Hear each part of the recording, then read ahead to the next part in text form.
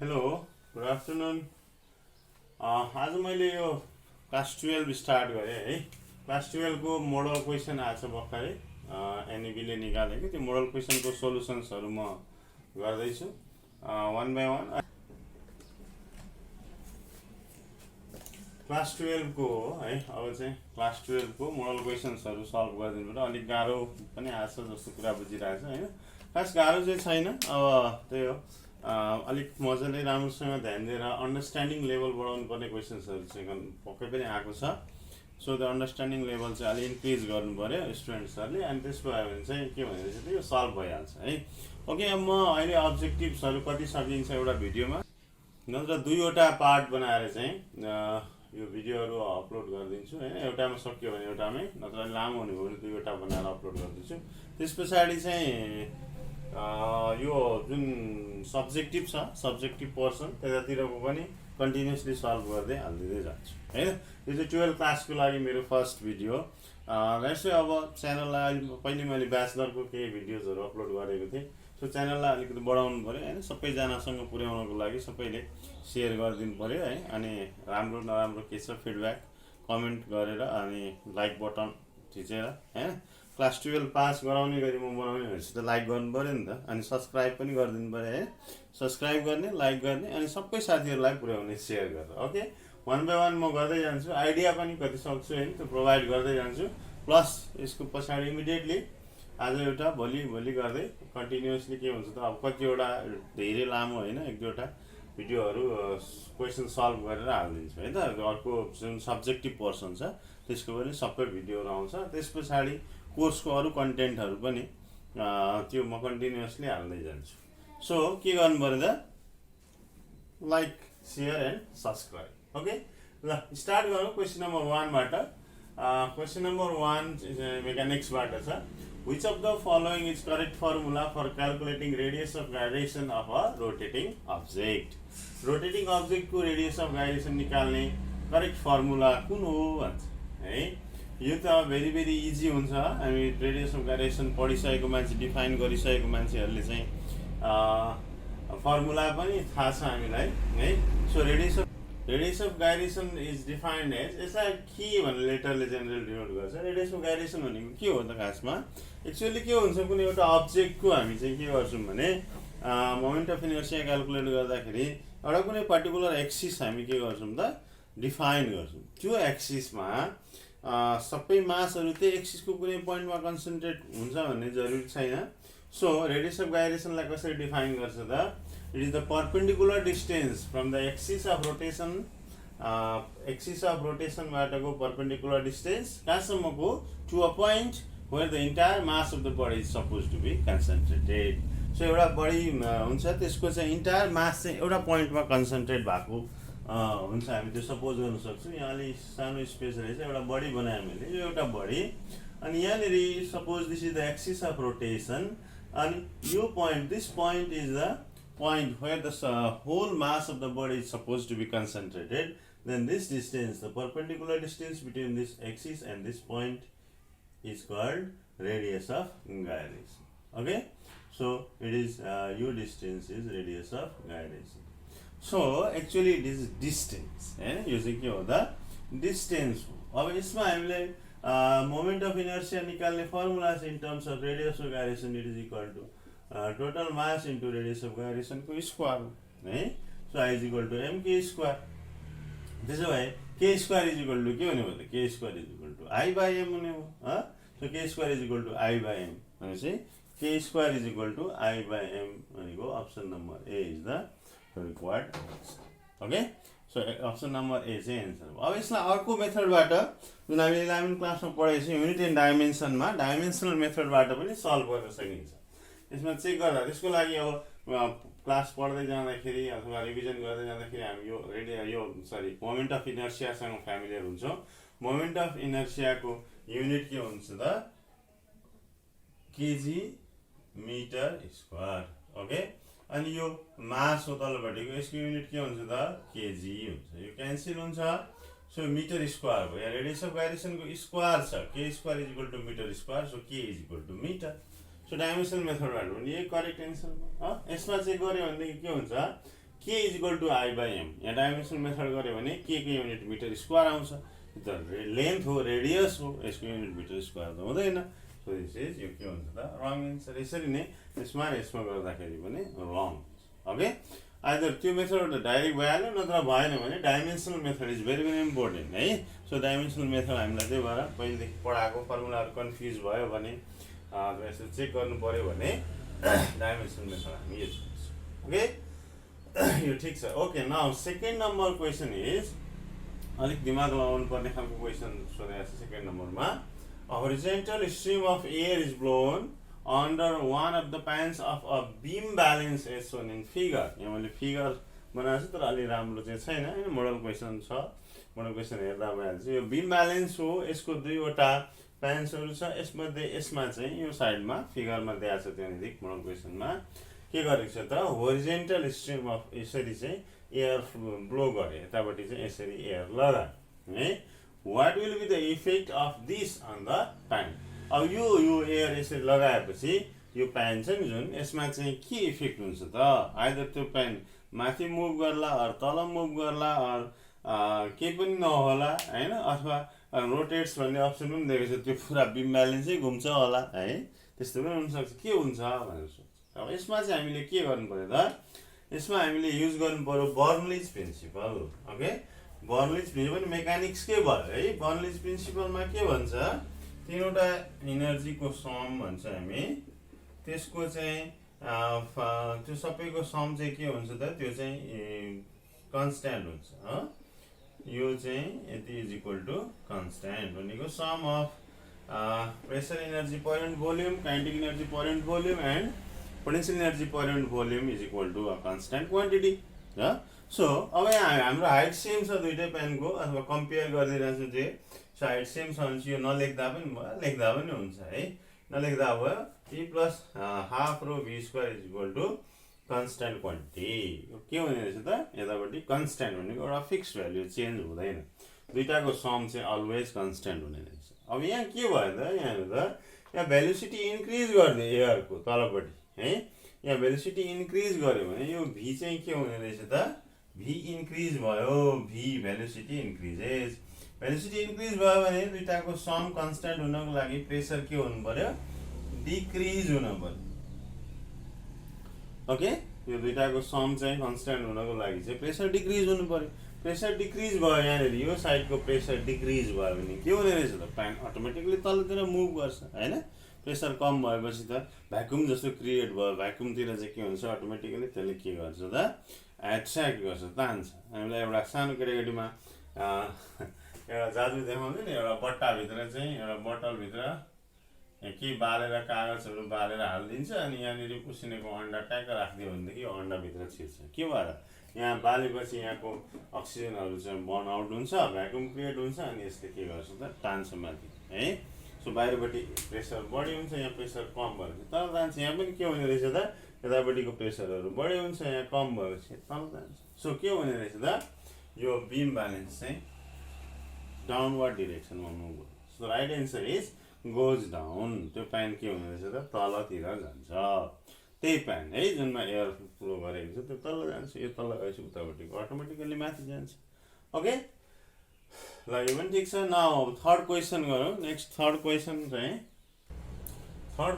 के छ भने what will be the height of the capillary on the surface of the moon if it is H on the earth. यो पनि मेकानिक्सकै छ है।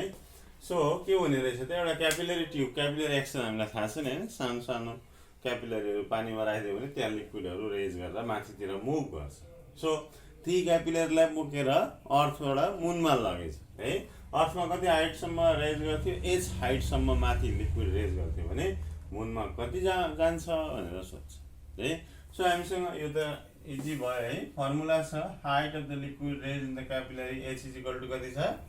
2t cos theta by r rho g भन्ने formula छ। Okay, यो फर्मुलामा अब यहाँबाट त्यही क्यापिलरी सेटअपलाई मैले बोकेर लगेर मुनमा लग्यो भने 2t cos theta by r rho सबै के हुने रहेछ त? फिक्स्ड हुन्छ, खालि जी भेरी गर्छ। अर्थ सर्फेसमा जी कति हुन्छ? अर्थ सर्फेसको जी भइहाल्यो। मुनमा कति हुन्छ? सपोज मुनको height of the liquid raised in the capillary is S dash भयो भने it is 2t cos theta by rho r rho g dash हुन्छ. ओके, यो g dash भनेको कति हुने रहेछ त? यो चाहिँ हामीले आफै राख्नु पर्ने रहेछ यहाँनिर है. हामीलाई थाहा छ it is कति हुन्छ त? एक्सेलरेसन ड्यू टु ग्राभिटी को भ्यालु मुनको के छ? कम छ हैन. कति कम छ? अर्थ को भन्दा 6 टाइम्स ले कम छ. Okay, so it is equal to यो कति भयो? 6 into 2t cos theta by r rho. So यहाँ डिवाइड गरिदिएँ मैले भनेदेखि s dash by h गऱ्यो भने के हुन्छ? s dash by h is equal to 6 into 2t cos theta by r rho g divided by यो पनि त्यही छ 2t cos theta by r rho g. Okay, you cancel out which is equal to 6, which implies that h dash is equal to 6h. कति हुने रहेछ त? C number 6h यति हुने रहेछ. ओके, यो अर्को तरिकाले एन्सर एस्टिमेट गर्न सकिन्छ यसो अन्दाज गर्न. कस्तो भने अर्थमा एक्सेलरेसन ड्यू टु ग्राभिटी बढी छ. सो के भन्ने रहेछ त? यहाँ एउटा मैले यो बिकरमा चाहिँ क्यापिलरी राखेँ. अलिक सानो हुनु पनि ठुलो भयो है. राख्यो भने सर्टेन हाइट गयो. कति हाइट गयो? h हाइट चाहिँ माथिसम्म लिक्विड गयो भने अब वहाँ त मुनमा त ग्राभिटेसनल पुल त कम छ हैन. यहाँ त के ग्राभिटेसनल पुल बढी भयो नि त. यहाँ त अर्थमा धेरै फोर्स लगाएर तान्छ सर्फेसतिर. मुनमा त के हुने रहेछ त? कम फोर्स लगाएर तान्छ. सो फोर्सै कम भएपछि त मस्त माथिसम्म जान्छ. कति माथि जाँदो रहेछ? सपोज यहाँ 1 मिटर गयो भने त वहाँ त 6 मिटर जाँदो है.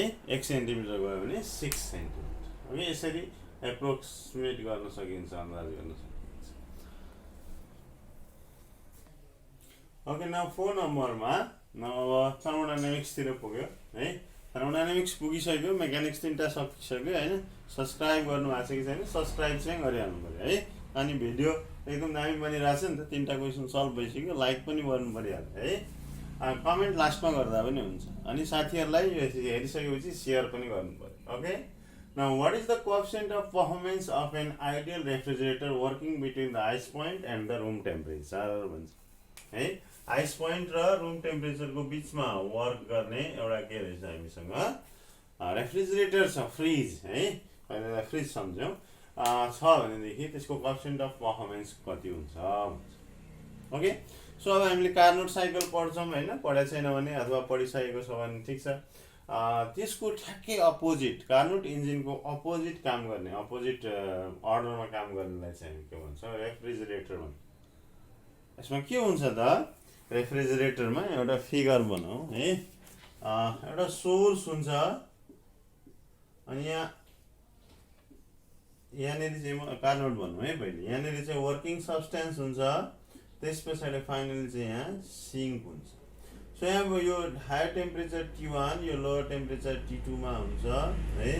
यहाँबाट Q1 अमाउन्टको हिट चाहिँ यता पास भयो, वर्किङ सब्स्टेन्सले वर्क गर्छ. अनि Q2 अमाउन्टको हिट चाहिँ यसले सिङ्कमा दियो भनेदेखि यसले हामीलाई के गर्दो रहेछ? W अमाउन्टको बराबरको वर्क चाहिँ प्रोभाइड गर्छ. यो चाहिँ हिट इन्जिन भयो. ओके, यो चाहिँ हिट इन्जिन भयो जसबाट हामी वर्क एज अ आउटपुट पाउँछौँ. हामीलाई के गरिन्छ? बाइक कुदाउनु पर्यो, स्टार्ट गर्यो, कार्नोट साइकल कार्नोट इन्जिन सुरु हुन्छ है.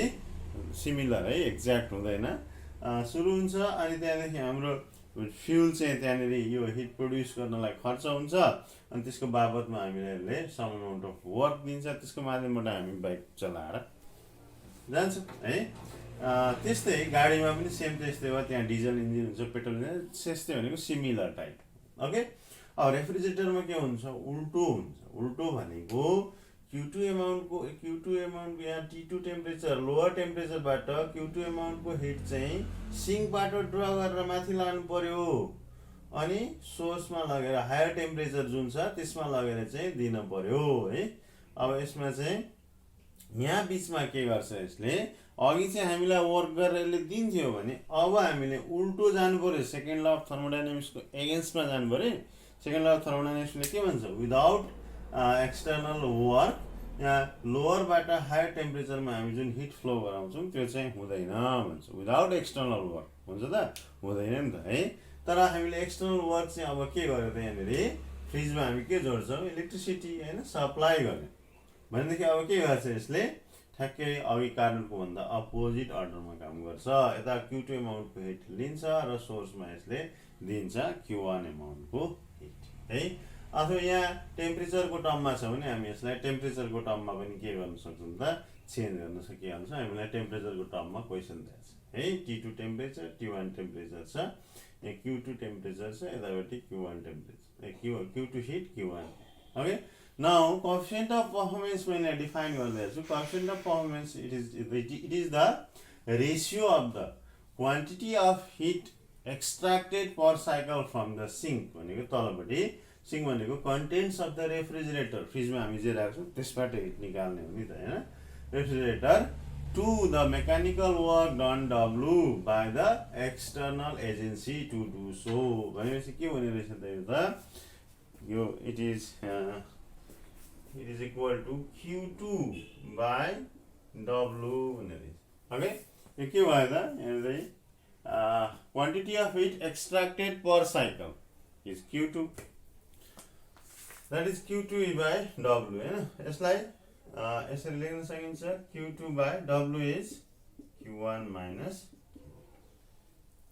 अब यहाँ त Q को टर्ममा फेरि हैन W को टर्ममा गिवन छ सो हामीले के गर्नु पर्यो भने Q1 by Q2 कार्नोट साइकलमा हामीलाई थाहा छ है T1 by T2 हुन्छ नि त यो Q1 T1 equal Q2 T2 equal हुँदैन बट रेसियो चाहिँ के हुने रहेछ त इक्वल हुन्छ भनेपछि त्यस्तै खालको टर्ममा बनाउँ न यसलाई है 1 यो Q2 लाई तलबाट ल्याउँछ है 1 by Q1 by Q2 minus 1 okay Q2 by Q2 is 1 so Q1 by Q2 को ठाउँमा अब T1 by T2 राख्नु पाइयो भनेपछि 1 by T1 by T2 अनि सर्टकट गर्ने है T1 by T2 यहाँ एलसिएम लिँदाखेरि T1 minus T2 by T2 हुन्छ यो तलको T2 लाई मैले माथि लगेर राखिदियो भनेदेखि now it will become T2 by T1 minus T2 okay so it is equal to T2 is ice point भन्छ ice point is 0 degree Celsius 0 degree Celsius is Kelvin मा कति हुन्छ T2 is 0 degree Celsius भनेको 0 degree Celsius plus 273 0 plus 273 Kelvin so it is equal to 273 Kelvin अनि T1 is room temperature भन्छ 27 degree Celsius given छ त्यो क्वेशनमा so it is equal to 27 plus 273 is 300 Kelvin okay now यसको value यहाँ राख्यो भनेदेखि 273 divided by 300 minus 273 which is equal to 273 divided by 27 and it is approximately equal to कति हुन आउने रहेछ त 10 सँग approximately equal so यहाँ maximum value is 10 so 10 is the answer ठीक छ now coefficient of performance खाली यसलाई डिफाइन गर्नु पर्यो फर्मुला याद गरेपछि भइहाल्छ ओके यो रिलेसन चाहिँ हामी कार्नोट साइकलमा धेरैचोटि पढ्छौँ भेरी इम्पोर्टेन्ट पनि छ है रिमेम्बर अब यसलाई कोएफिसिएन्ट अफ परफर्मेन्स बीटा छ नि यसलाई चाहिँ यहाँनिरबाट इटाको टर्ममा इटा वेयर इटा is efficiency of the Carnot cycle त्यहाँ पनि चेन्ज गर्न सकिन्छ त्यस्तो खालको रिलेटेड क्वेसन आयो भने पनि त्यो पनि तपाईहरुले गर्न चाहिँ सक्नुहुन्छ है चेन्ज म पछि यो भिडियोहरु सबै बनाइदिन्छु त्यतिखेर चाहिँ त्योहरु पनि हालौँ ल अहिले चाहिँ मोडल क्वेसनमा मात्रै फोकस हुन्छ अलिअलि जति सक्दो एक्सप्लेन गरिदिन्छु ओके सो च्यानललाई के गर्नु पर्यो त अब हेरिसकेपछि अब अरु पर्सनमा अर्को नेक्स्ट भिडियोमा अलि लामो हुने भयो अपलोड गरिदिन्छु हैन अनि च्यानललाई अलिकति धेरै सबैसम्म पुर्याइदिनु पर्यो अनि subscribe like share comments okay thank you okay good afternoon students अब म सेकेन्ड पार्टमा छु हैन मोडल क्वेसन सल्भ गर्दैछौँ हामी फर्स्ट पार्ट अघि अर्को भिडियोमा छ है एकैचोटि सेकेन्ड पार्टमा आइपुग्ने स्टुडेन्ट्सहरूले मेरो प्लेलिस्ट चेक गर्नु होला क्लास 12 भनेर त्यहाँनिर मैले राखिदिन्छु है त्यहाँ हेर्नु होला अनि अब 5 नम्बर 4 नम्बरसम्म मैले एक्सप्लेन गरेर त्यहाँ गरिसकेको छु अब 5 देखि यहाँ फर्दर गर्न चाहन्छु सो कसैले सब्स्क्राइब गर्न छुटेको छ भने त्यहाँ सब्स्क्राइब बटनमा चाहिँ थिच्दै हाल्नुहोस् है अनि लाइक चाहिँ पछि गर्नु भिडियो मन पर्दै गएपछि गर्नु होला सब्स्क्राइब पनि एकछिन पछि गरे पनि हुन्छ भिडियो अभियसली मन पर्छ है सो अनि यसलाई चाहिँ धेरै साथीहरुसम्म चाहिँ पुर्याउनु पर्यो सो शेयर पनि गर्नु पर्यो सबैजनालाई ओके नाउ थर्मोडायनामिक्स की नेक्स्ट प्रब्लम छ 4 नम्बरमा पनि थर्मोडायनामिक्स कै थियो thermodynamic system is taken from A to B via C यहाँ फिगर छ A देखि B सम्म लग्यो कुन बाटो लग्यो यो C वाला बाटो माथिको बाटोबाट लग्यो है and then return to A via D भनेपछि फेरि A मा ल्यायो तर कुन बाटो ल्यायो यो तलको बाटो यो D वाला बाटो चाहिँ लिएर आयो as shown in figure in the PV diagram मा जस्तै the area of which segment of the graph represents the total work done by the system कुन चाहिँ यहाँ भएको अप्सन मध्ये कुन चाहिँले चाहिँ total work done by the system चाहिँ रिप्रेजेन्ट गर्छ भन्छ अब यो चाहिँ हामीले कार्नोट साइकलमा पढ्छौं हैन धेरैचोटी त्यस्तै अरु डिजेल पेट्रोल इन्जिनमा पनि पढ्छौं यो टोटल वर्क डन चाहिँ कसले दिन्छ त यो total area enclosed by this यो सिस्टम यो ट्राभल गरेर यो रिटर्न भएर ए देखि ए सम्म आइपुग्दाखेरि जति एरिया इन्क्लोज गर्छ त्यतिले चाहिँ के गर्दो रहेछ टोटल वर्क डन दिन्छ okay so this shaded portion मैले जुन शेडिङ गर्दै यसले यो पोर्सनले चाहिँ के दिन्छ त सरी यो पोर्सनले के दिन्छ वर्क डन दिन्छ ओके सो त्यसको नाम के छ त यहाँ हेर्नु हरेक अप्सनमा फर्स्ट लेटर र लास्ट सेम हुन्छ है किनभने क्लोज सिस्टम है यो के हुन्छ त साइक्लिक एक राउन्ड घुमेर फेरि जहाँबाट सुरु भएको थियो त्यहाँ आएर इन्ड हुन्छ सो त्यसको नाम के हुने भयो त ए बाट स्टार्ट गर्यो ACBDA यसले के गर्दो रहेछ त it represents the total work done okay so अरूले के गर्छ त अरूले डिफरेन्ट वर्क डन अब यो कसरी क्याल्कुलेट गर्ने भनेर हामीले त्यहाँनिर साइकल त्यो कार्नोटमा त हामी पुरा साइकलै स्टडी गर्छौं त एडियाबेटिक आइसोथर्मल त्यहाँ अलिक अर्कै खालको हुन्छ दुईटा एडियाबेटिक दुईटा आइसोथर्मल हैन यहाँ चाहिँ अलिक अर्कै खालको छ जे होस् टोटल एरिया चाहिँ हामी कसरी निकाल्छौं त यो यति टोटलको निकाल्यो तलसम्मको अनि फेरि यो तलपट्टिको पोर्सनको निकाल्यो अनि सबट्र्याक्ट गरेर निकाल्छौं ओके सो अब त्यहाँनिर हामी धेरै डिटेलमा त्यो गरिहाल्छौं कार्नोट गर्दाखेरि मैले यसलाई यति नै गरे ओके अब यस्तो खालको क्वेशन आयो भने त्यो गिवन एरियाले जति इन्क्लोज गर्छ त्यतिले चाहिँ हामीले रिप्रेजेन्ट गर्छ वर्क डन भनेर गर्दिनु now next is which of the following directly affects the quality of sound okay quality of sound भन्छ है साउन्डमा हामीले तीनवटा चीजहरु पढाएको थियौं है पढाइ छैन भने पढ्ने वाला छ है त्यो के हो भने यो म माथिको हटाइदिन्छु है त पढ्छौं त फर्स्ट नम्बरमा पिच लेख्नु है अर्को चाहिँ लाउडनेस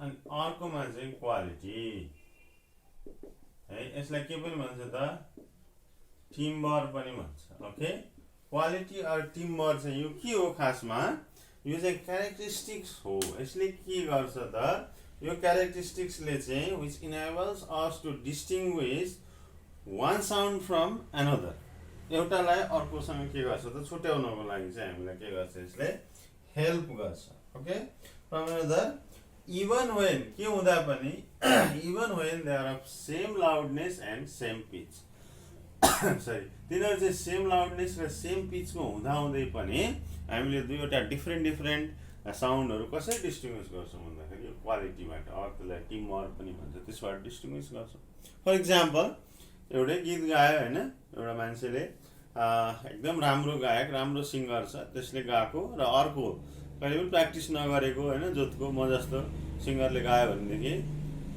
हामी के गर्छौं छुट्याउन सकिहाल्छौं नि त हैन तुरुन्तै छुट्टिन्छ नि तुरुन्तै छुट्याउन सकिन्छ त्यो छुट्याउने हाम्रो दिमागले रिड गर्ने फ्याक्टर चाहिँ के हो त क्वालिटी अर टिम्बर भनेपछि पिच हाम्रो केमा डिपेन्ड गर्छ त पिच फ्रिक्वेन्सीमा डिपेन्ड गर्छ फ्रिक्वेन्सी बढ्यो भने पिच बढ्यो घट्यो भने घट्यो लाउडनेस हाम्रो केमा डिपेन्ड गर्छ त एम्प्लिट्युडमा डिपेन्ड गर्छ एम्प्लिट्युड सो क्वालिटी चाहिँ केमा डिपेन्ड गर्छ त यो अप्सन मध्ये चाहिँ वेभ फर्ममा डिपेन्ड गर्छ वेभ फर्मको बारेमा हामीलाई थाहा छ वेभ फर्म भनेको यस्तो खालको एसी मा हामीले धेरै पढ्छौं हैन वेभ फर्महरु बनाउँछौं यस्तो खालको हुन्छ नि यसलाई चाहिँ वेभ फर्म भन्छ ओके जस्तो हामी एउटा इन्स्ट्रुमेन्ट र अर्को इन्स्ट्रुमेन्टको छुट्याउँछौं हैन त्यस्तै यो सबै काम चाहिँ एउटा सिंगर अर्को सिंगर हैन एउटा मान्छेले बोली अर्को मान्छेको बोली छुट्याउनको लागि हामी क्वालिटीबाट छुट्याउँछौँ। इभन वेन के भयो भने अरे पिच र लाउडनेस पनि सेम भयो भने पनि छुट्टिन्छ नि त है। त्यो कतिखेर छुट्टिन्छ त क्वालिटी रिड गरेर अनि छुट्टिन्छ। Okay okay next is 7 number अप्टिक्सबाट छ है। A diffraction pattern is obtained using a beam of red light. के गरेछ त रेड लाइट लगाएर चाहिँ एउटा डिफ्र्याक्सन प्याटर्न फर्म गरेछ। रेड लाइट है single only once, that means यो के रहेछ त मोनोक्रोमेटिक लाइट लगाएर के गर्यो डिफ्र्याक्सन प्याटर्न अब्टेन गर्यो। What will be the effect on the diffraction pattern if red light is replaced with white light? Now 2 नम्बरमा white light युज गर्यो है यो 2, this is 1 2 नम्बरको के भयो त यो polychromatic light भयो। polychromatic that means light having more than one constant colors। भिब्जियोर हुन्छ नि त यहाँ हैन BIBGYOR यतिवटा कलरहरु हुन्छ यो व्हाइट लाइट। सो के हुने रहेछ डिफ्र्याक्सन प्याटर्नमा यसमा चाहिँ अलिकति एक्सप्लेन गरेर बुझ्नु। Diffraction is the phenomena of bending of light है। जस्तो कुनै सानो चाहिँ उसबाट चाहिँ लाइटहरु आयो भनेदेखि के हुन्छ त त्यसको जहाँ आउँछ त्यहाँ त भइहाल्यो है। सो डिफ्र्याक्सन भने के अरे फेनोमेना अफ बेन्डिङ भनेको एउटा सानो पालबाट हामी यहाँ हेर्दाखेरि पनि हैन त्यहाँबाट आएको लाइट चाहिँ के हुन्छ अलिक स्प्रेड भइरहेको हुन्छ नि त है। सो के हुने रहेछ त्यो सानो पालबाट लाइट छिर्यो भनेदेखि यो के हुन्छ अलिक बेन्ड भएर यता पनि उज्यालो बनाउँछ नि है त्यस्तो हो। सो त्यसमा चाहिँ हामी फ्रिन्जहरु हेर्दाखेरि चाहिँ मोनोक्रोमेटिक लाइट युज गर्छौँ। नाउ अब यहाँ त व्हाइट लाइट युज गर भनेको छ है। व्हाइट लाइट भनेको पोलिक्रोमेटिक भिब्जियोर। सो व्हाइट लाइटबाट जुन पालबाट छिर्यो त्यो पालबाट छिरेको ठाउँमा सिधा आउने ठाउँमा त जुन सेन्ट्रल म्याक्सिमा हुन्छ त्यो सेतै कलरको हुन्छ बिकज सिधा लाइट आइ त रहेछ हैन बेन्ड भएको छैन। नाउ अब यहाँ पछाडिको सेकेन्डरी टर्सियरी जुन अरु ब्राइट फ्रिन्जेसहरु छ तिनीहरुमा चाहिँ के हुने रहेछ त ओभरल्यापिङ हुन्छ अफ डिफरेन्ट कलर्स। यिनीहरु कलर्सको ओभरल्यापिङ सेन्ट्रल चाहिँ के हुने रहेछ त सेन्ट्रल व्हाइटै हुन्छ हैन तर त्यस पछाडिकोहरु चाहिँ डिफरेन्ट कलरको के हुने रहेछ त ओभरल्याप हुने रहेछ। सो कलरफुल फ्रिन्जेसहरु फर्म गर्ने रहेछ। सेकेन्ड थर्डहरु चाहिँ त्यस पछाडिको फर्स्ट चाहिँ के हुन्छ फर्स्ट चाहिँ as it is white light दामी खालको व्हाइट फ्रिन्ज नै फर्म गर्छ। सो चोइसहरु हेर्यो भनेदेखि all bright fringes except the central one becomes colorful। सबै फ्रिन्जेसहरु कलरफुल हुन्छ तर एक्सेप्ट एउटा हुँदैन that is central one। Okay यो चाहिँ राइट। यहाँ अरुमा all bright fringes becomes white सबै व्हाइट हुँदैन सेन्ट्रल मात्र व्हाइट हुन्छ। त्यसपछाडिको बेन्ड भएकोहरु त के हुन्छ त यिनीहरुको त्यहाँनेरि मिक्सचर हुन्छ सो कलरफुल हुन्छ। all bright fringes except the central one becomes white। यो त झन् उल्टो भयो है। all bright fringes becomes colorful सबै ब्राइट फ्रिन्जेसहरु कलरफुल हुन्छ भन्यो है। तर यसमा के चाहिँ हुन्छ त जुन चाहिँ सेन्ट्रल छ सिधा लाइट गएको पालबाट सिधा लाइट गयो भने त्यहाँ जहाँ लाइट ठ्याक्कै ठोकिन्छ नि स्पट त्यो त के हुन्छ त व्हाइट लाइट साथ एउटा लाइट एकैचोटी पुग्छ त्यहाँनेरि है। सो व्हाइटै हुन्छ त्यदेखि बाँकीकोहरु चाहिँ बेन्ड भएर जानेहरु चाहिँ के हुन्छ त हाम्रो डिफरेन्ट कलर्सको हुन्छ। यसमा हामीले त्यो म्याथमेटिकल रिलेसन राखेर ल्याम्डा र थीटाको रिलेसनबाट पनि एक्सप्लेन गर्न सकिन्छ। यतिकै कन्सेप्चुअली एक्सप्लेन भइहाल्छ है। And D is the right answer. Okay now अब नेक्स्ट अरु क्वेशन्सहरु अर्को भिडियोमा म बनाएर हाल्दिन्छु। त्यसपछि चाहिँ कम्प्लिट हुन्छ अनि त्यसपछि सब्जेक्टिभ क्वेशन्सहरु पनि सबै न्यूमेरिकलहरु कन्सेप्चुअल सबै हाल्दिन्छु है। सो के गर्नु पर्यो लाइक शेयर एन्ड सब्स्क्राइब चाहिँ एकदम भाइरल बनाउनु पर्यो यो भिडियोलाई सबै स्टुडेन्टसम्म चाहिँ पुग्योस् किनभने सबैलाई अब अलि गाह्रो परिरहेको छ प्याटर्न चेन्ज भएको छ हैन। सबैले राम्रो गर्यो भने फिजिक्स राम्रो हुन्छ राम्रो गर्न सकिन्छ राम्रोसँग पढ्यो भनेदेखि। Okay all the best.